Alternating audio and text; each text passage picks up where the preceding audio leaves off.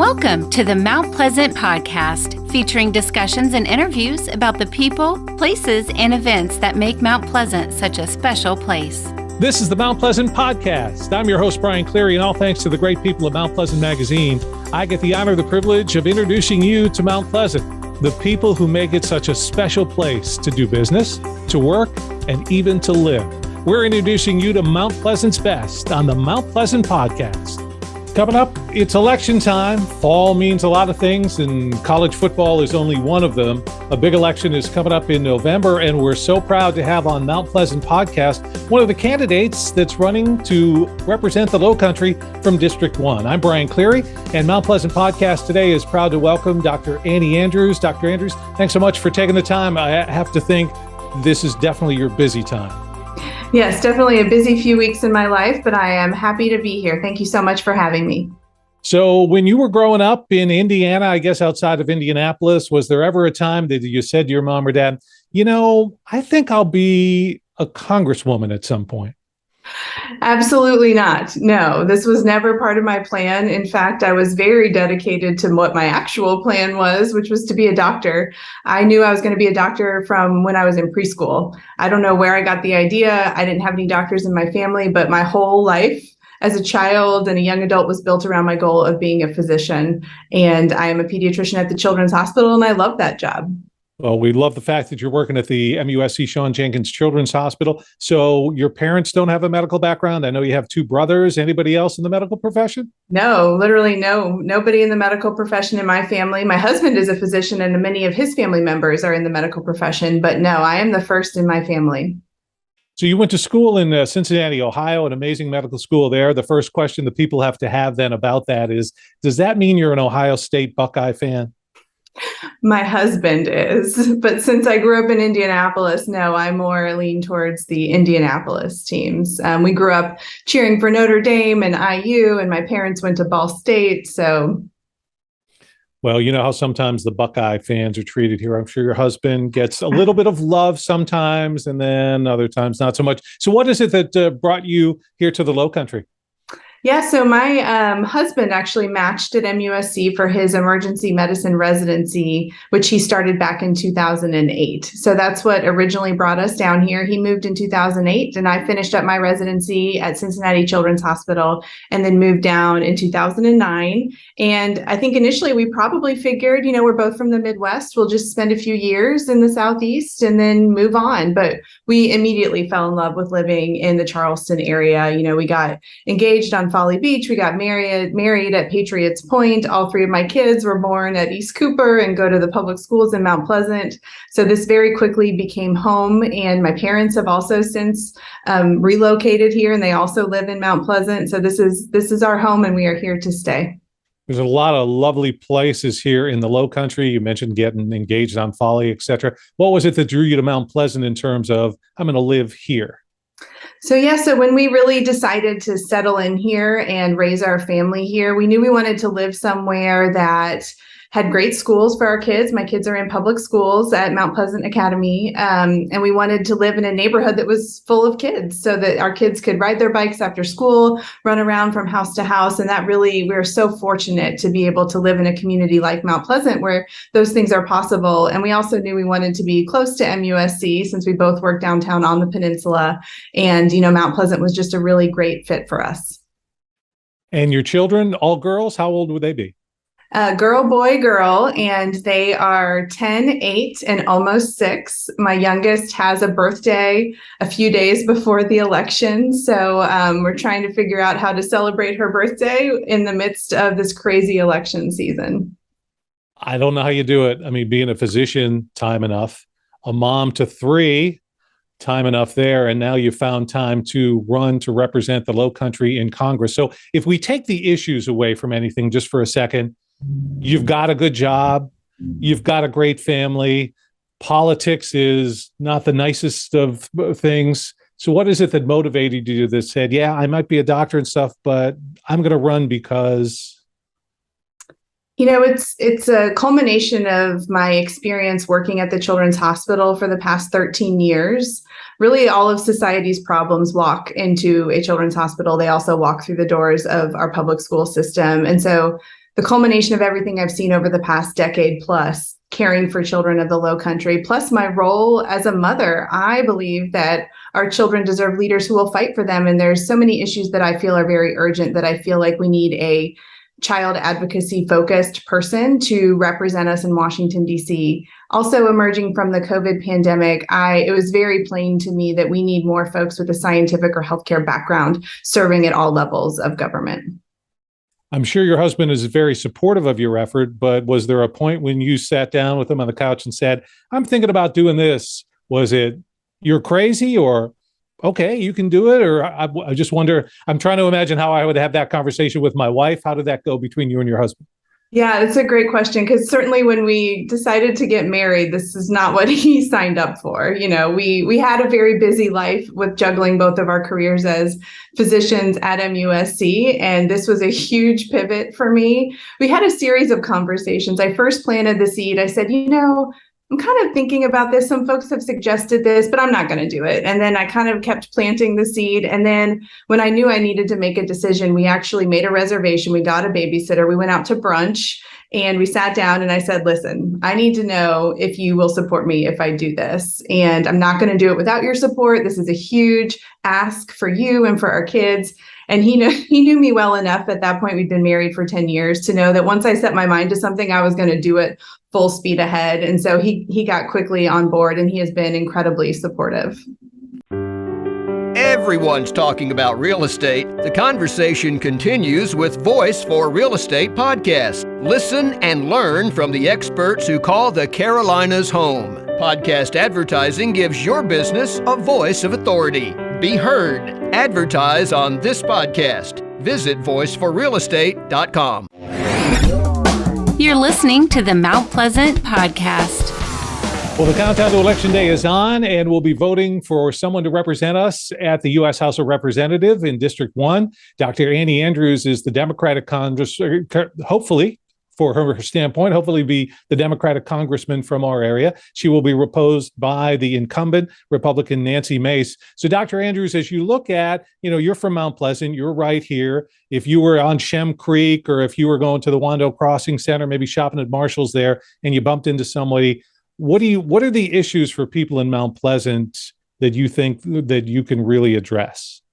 Yeah, so when I've talked to a lot of folks in Mount Pleasant, because that is where I live. And so we have done a lot of campaigning in Mount Pleasant specifically. And I spent a lot of time talking to other moms like me who have kids in our local school system. And we talk about, two main issues, but really three issues. One is restoring women's reproductive freedom. I'm a physician and I am proudly pro-choice. And I do believe that that is one of the most urgent issues of this election. And I will fight to restore women's reproductive freedom. And a lot of my friends, are either going through IVF or have been through IVF, or who have experienced miscarriages, or have been pregnant with babies that were deeply wanted, but then ultimately had devastating diagnoses that told these moms that they wouldn't survive outside of the womb.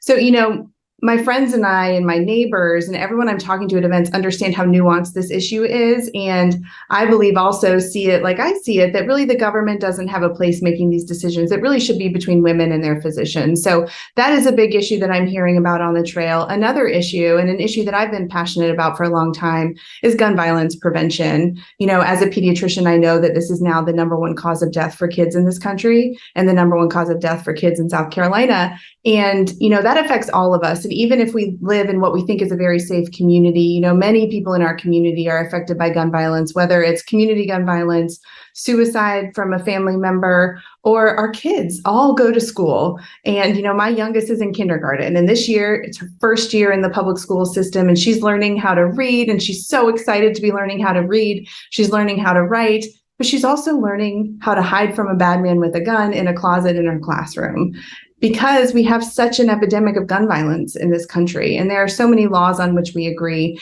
And so when I'm out there talking to parents, they are worried about the effect that these lockdown drills are going to have on our kids. And they're also just worried that one day it's going to be our child's school that is affected by, gun violence. And so that is another issue. And then you mentioned Shem Creek in the question. God, we are so blessed to live in such a beautiful part of the country. And we have to get serious about acting with urgency on climate change. The clock really is ticking. And our kids are counting on us to act to preserve this beautiful environment that we are so blessed to live in. And so I think getting really serious about climate change legislation is another priority. And I think that that is an issue that also has really broad bipartisan support in our district because we see the beauty of our environment every day. So a lot of people would say, what about the economy? I'm paying so much more for gas, inflation, all that. Where does that sit in terms of your priorities? And is there something that you think, okay, this is where we need to go? This is what we need to do to help families that way?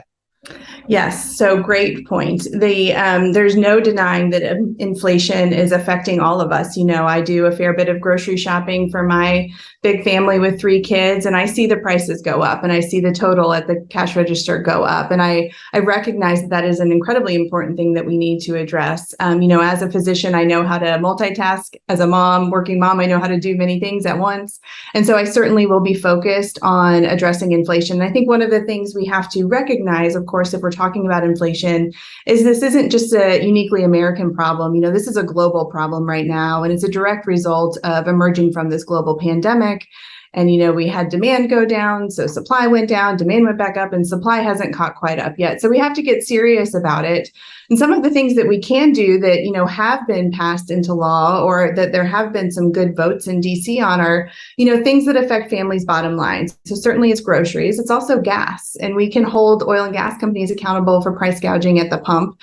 There was a vote on that. My opponent voted no to holding those companies accountable for price gouging. We also need to get serious about controlling the price of prescription drugs. I talk to parents of sick children all the time who are worried about whether they can afford their child's asthma inhaler or their child's insulin.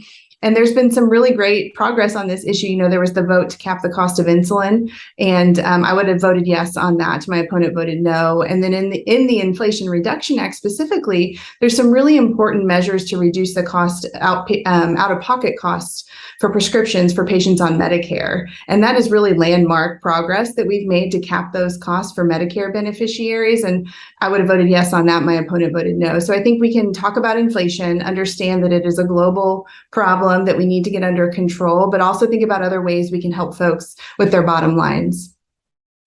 We're talking with Dr. Annie Andrews, the Democratic candidate for District 1 to represent us in Washington as part of the House of Representatives. I'm Brian Cleary. This is where the pages of Mount Pleasant Magazine come alive. It's the Mount Pleasant Podcast. And Dr. Andrews, as we get closer to the election, different candidates will say different things. It doesn't matter whether it's the Low Country, South Carolina, California, wherever. So in South Carolina, a Republican state, as it were, some people would say it might be easier for you to not say have a straightforward line on abortion as you do.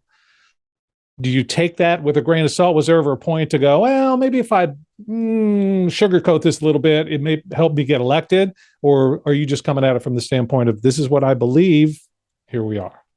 Yeah. So first I'll say, my policy positions are really based on my perspective as a physician and my perspective as a mom. And, I'm not going to change my beliefs on an issue based on what polling tells me. But actually, my position on abortion is very mainstream. It's what we had under Roe. It's that women should have access to abortion services up until a point of fetal viability, which is typically determined to be about 24 weeks. And then after that, it's a decision, it's a discussion when there are those devastating cases of fetal anomalies or the mother's life is at risk. And in those cases, those decisions should be made between the mother and the physician. And those are the protections, that we had under Roe. And in fact, in South Carolina right now, with the heartbeat bill being in court, there are no abortions after 20 weeks, except for those circumstances that I'm talking about, the mother's life, fetal anomalies.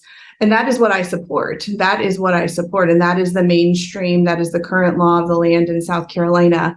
But some of these proposals that have been put up, like a national abortion ban at a certain number of very arbitrary number of weeks, Lindsey Graham's bill that's 15 weeks, that does not fall in line with the healthcare system. Women get their anatomy scans at 18 to 20 weeks. So if you ban any abortion after 15 weeks, that's going to eliminate a lot of options for a lot of women who receive devastating news at their anatomy ultrasound. And then what's worse, the most extreme version of an abortion ban is a personhood bill, where they define life as the moment of fertilization. Personhood bills outlaw abortion, they outlaw IVF. And actually, my opponent joined Marjorie Taylor Greene's personhood bill as a co-sponsor 5 days before the Dobbs decision leaked. And so that is, in my view, and in most people's view, the most extreme view you can have on abortion. And her name is on that bill right now, that pending legislation. And what I want is what we had under Roe, which again is supported by the vast majority of South Carolinians and the majority of Americans, and really is the mainstream opinion on this issue. I mentioned the fact earlier that politics is a dirty game. And we've seen over the past, and you can kind of pick the period of time, however far back you want to go, where there's just polarization in our nation. So you're a Democrat, you've got an opponent, obviously, that's a Republican. You go to DC, there's Republicans, Democrats. Can you give us, for people in the middle, can you give us a little hope that it's not just all about that? Can we come together? Are you confident that I vote for you, you get elected, that when you get to DC, it's not just all Republican or all Democrat? There's a lot of people who are going, hey, can you talk to us in the middle? Yes, absolutely. And I am with you on that. And that is one of the reasons I wanted to run, because I do not want to be a career politician. I want to go to Washington, D.C. and solve some problems, serve 3 terms, and then come back to my job as a pediatrician. And so that answers your question, because if I'm not seeking a career in politics, then there's no disincentive for me to work across the aisle. I want to solve problems. I'm taking a huge step back from the career I worked my whole life for to do this. And I'm not going to do it just to go up there and point fingers and score political points. I really, truly, honestly want to go up there and solve problems. And I will work with anyone who wants to work with me to solve these problems. I am not beholden to the Democratic Party leadership. They did not recruit me to run. I decided to run, and I'm running as a Democrat because my policy positions and my values align with that party. I'm not beholden to them. I am not beholden to Republican leadership. I really want to solve problems. And I think if we replaced a few of our career politicians with people like me who bring some level of expertise and who are not seeking to make a political name for themselves, but just simply seeking to solve problems, I really think we could get past so much of this hyper-partisanship we see. When I am in the hospital and I have a sick kid in front of me and I know I need a subspecialist consult, say I need a pediatric cardiologist, I call the pediatric cardiologist and ask him if he'll help me with this patient. We agree to work together to come up with a plan. I don't ask him if he's a Republican or a Democrat. I'm going to work with him to help this kid. And we need more of that in Washington, D.C. And I hope that by my election and other folks like me who are stepping forward to get things under control up in DC, I really hope we can get past this crazy hyper-partisan stage we are in as a country. Citizen government. It would be great. Now, when you say the 3 terms, so you'd serve 6 years, would you then be someone who would also say, hey, I'm a supporter of term limits, whether it's, Senator Graham or Representative Clyburn, a couple of folks who have been in there a long time, or, Nancy Pelosi or Mitch McConnell, we've got career politicians. Is that something that you think, hey, let's get into term limits? Or is that just something that you would do yourself, but not necessarily push that as legislation? I certainly believe we are ready for a new generation of leadership. And I think one way to encourage innovation in any industry, in the healthcare industry, in government, is term limits. You kind of run out of good ideas after a while and you need fresh perspectives. And for me, as a mom of 3 small kids, I was shocked when I learned that I think about 7% of current members of Congress have a child under the age of 18. We need people serving in government, making these decisions that our children are counting on. We need people who are in the thick of parenting, like I am, people who understand the urgency of acting on gun violence, on, restoring women's reproductive freedom so our daughters have the same rights our mothers had. But when you have a bunch of, older, predominantly male, predominantly white men making these decisions, it's not the same perspective that young parents of young children can bring. So I am very passionate about a new generation of leadership, and particularly passionate about people who are in the thick of parenthood, helping to make these decisions that are going to so drastically affect our children and our future grandchildren. Dr. Annie Andrews is our guest today on the Mount Pleasant podcast. This is, of course, from the magazine, Mount Pleasant Magazine. Hopefully you pick up a copy of that when you're coming in and out, say, of Harris Teeter, and read all about what's happening in Mount Pleasant. She's a resident of Mount Pleasant. She'll be running against Republican Nancy Mace coming up in November in the election to decide who will be serving the first district, the first congressional district here in the Palmetto State. Now, Dr. Andrews, you've got this beautiful new facility, the MUSC Sean Jenkins Children's Hospital. Let me just veer away from politics a little bit. Had to be amazing to be able to finally, COVID, of course, played with that, but to move into that beautiful new facility, which I have to think made this decision a little more challenging to walk away from state-of-the-art new stuff. MUSC is really just a gem of the Lowcountry.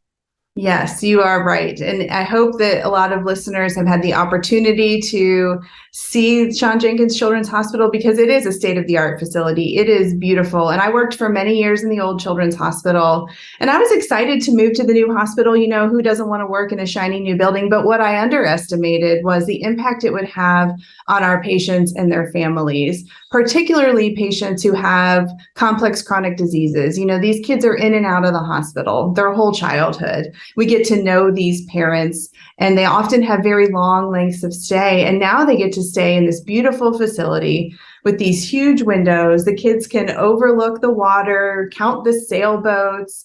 I mean, it really just was a huge, huge benefit to Lowcountry kids and their families when that facility opened.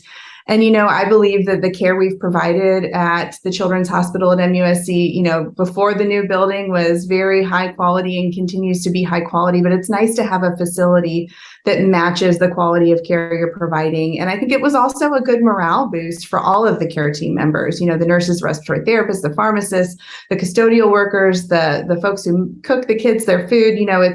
It is a wonderful place to work. And, like I said before, I don't plan on stepping away forever. I look forward to getting back into that building and caring for the Lowcountry's children. But we are so blessed to have this gem in our city. And, I've been so honored to be able to work there over the past 13 years.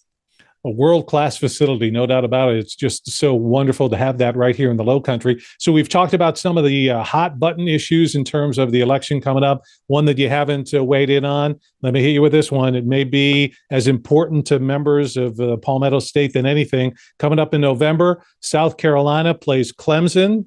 Have you got a dog in that fight? Where do you go with Tigers or Gamecocks? So I hope this doesn't hurt me politically, but I don't have a dog in that fight. But, because I didn't grow up here, but my kids, it is so fun to see them pick sides. They come home from school hearing from their friends who are either, for Clemson or USC. And it's just fun to hear them talk about it very excitedly. That's how I was when I grew up in Indianapolis. It was always IU versus Purdue. So my daughter my fifth grade daughter is a big Clemson fan. So I guess I'll go with Clemson on this one. But I just love that. I love fall football season. Growing up, I was an Indianapolis Colts fan, and I just love how that brings people together, gives people an excuse to hang out together. It's fun to teach my kids the rules of football. I grew up with two brothers, so I knew very early on how football worked, and it's fun to teach that to my kids. And, we like to watch the games outside on our back porch. Sometimes we'll have a fire, and I just love this season. So yeah, it's fun to watch my kids learn to love the sport as well. And let me salute your courage as a politician, because I've talked to some politicians who won't give an answer on Carolina Clemson. So honesty means a lot in this case. And we've got your daughter and the two other kids that'll come along one way or the other. So that's great. So coming up in November, people are going to be going to the polls. I think we can all agree. And if we can go to someplace, again, we can agree the importance of getting out and actually taking the time to vote. Or we've got early voting coming up as well. That's right. Your early voting starts on October 24th. And, the state legislators passed a great bill that allows no excuse early voting for 2 weeks leading up to Election Day. And I just really encourage people to get out and vote early, because you never know what's going to happen on November 8th. You might have a flat tire. You might wake up not feeling well. Things might get crazy at work. The lines might be long. So if you have time, just show up and vote early. You don't have to have a reason. You just show up and vote. And you're right, we all have the privilege of participating in our democracy, and our vote is our voice and our vote is our power. There is a lot on the line in November, so I encourage people to educate themselves about their choices, ask questions. All of the candidates have public forums. Come out, meet the candidates, ask questions, make an informed decision, but certainly use your voice, use your vote. And Dr. Andrews, let me give you the opportunity right here. November 8th, the election's coming up. You're on the ballot against the Republican, Nancy Mace. She's the incumbent. Why is it that I should vote for Dr. Annie Andrews? So I am not a career politician. I want to go to Washington to solve problems. And I've had the privilege of serving this community as a pediatrician. And so this community has trusted me for over 13 years with their kids. And now I'm asking them to trust me with their vote. And for people who want to get more information about your campaign, if they want to get information about you, donate, volunteer, whatever it is, how can they get that information?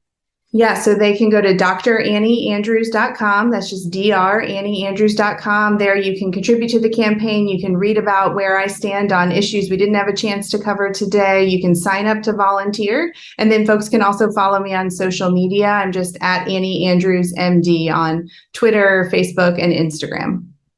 And as you've gotten into it, obviously it's your first time, unless you were part of student council way back when or whatever, the campaign trail, a grind, do you take to it? How have you been doing on that?